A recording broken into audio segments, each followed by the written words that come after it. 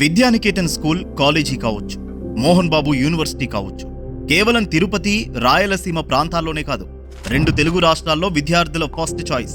తండ్రి మోహన్ బాబు జీవితకాల స్వప్నాన్ని విష్ణు మంచు కన ప్రతిభ నిరంతర కృషితో అంతర్జాతీయ స్థాయికి తీసుకెళ్లారు. పేరొందిన 72 యూనివర్సిటీలు మోహన్ బాబు యూనివర్సిటీ బోధనని గుర్తించాయి. మంచు మనోజ్ తన వ్యక్తిగత గొడవల్లోకి ఇప్పుడు యూనివర్సిటీని లాగారు. అవకతవకలను, ఫీజులు ఎక్కువని ఏదేదో దుష్ప్రచారం చేస్తున్నారు. ఇదంతా విన్న చాలా మంది స్టూడెంట్స్ వాళ్ళ పేరెంట్స్ నవ్వుకుంటున్నారు.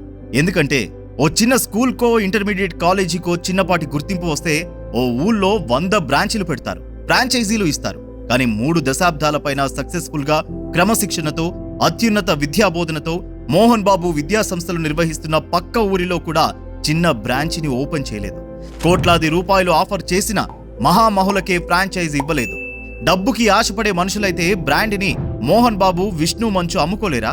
స్టూడెంట్స్ ని తమ బిడ్డల్లా ఆదరించి చక్కని చదువు, ప్రవర్తన నేర్పించి వాళ్ళకి గొప్ప భవిష్యత్తు అందించాలనే తపన తప్ప మరో ఆలోచన లేని మహనీయుడు మోహన్ బాబు.